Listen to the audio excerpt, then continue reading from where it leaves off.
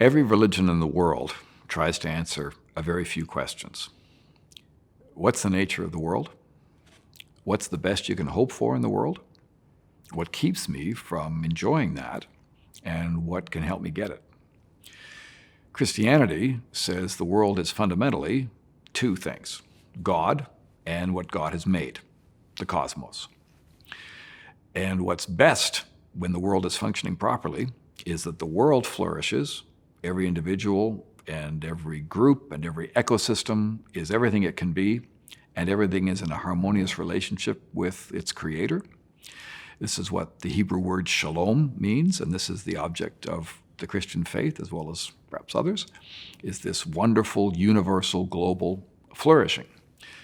Problem is that we as human beings tend, as we've always tended, it seems, to think we know better than God as to what goodness looks like, what flourishing looks like, what success looks like. And we confuse each other about that as well. And over the centuries, we have confused each other and ourselves pretty badly, so that we now don't know which end is up. And our very appetites are deranged so that we even have a taste for evil. We even kind of prefer to do naughty things, and we make jokes about it as if it's cool, when in fact it's a kind of dementia.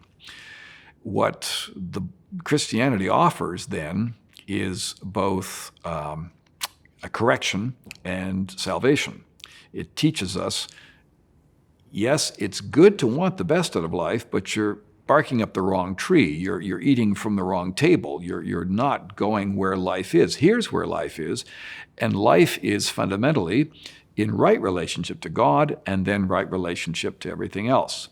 And Jesus has come to us as God to both show us how to live, and then also to do for us what we can't do for ourselves. And what's that? Well, it's to do two things. It's to clear up this dementia, this derangement, by doing rehabilitative work within us.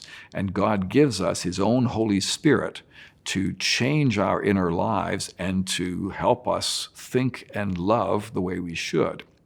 And then Jesus also pays for us a kind of penalty. And the kind of weird and horrific thing is that all around the world there is this intuition that if you do bad things, if you do wicked things, you damage the universe and you need to make it right.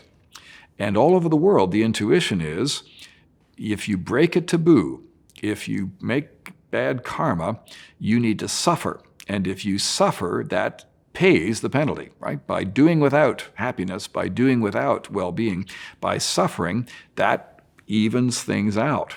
Now, it's hard for me to explain that, but that just seems to be the world's intuition. And Christianity agrees with that and says that somebody has to suffer to make up for all the bad things we've done to damage the universe. This is why God can't just forgive us the way I can just forgive you for stepping on my toe.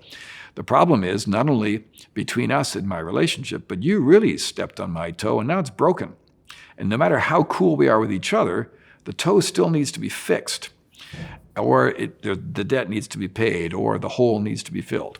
And this is what Jesus is doing on the cross. Jesus is suffering to pay this debt, to right the damaged world. So it's mysterious stuff, but it does correspond with a kind of global intuition.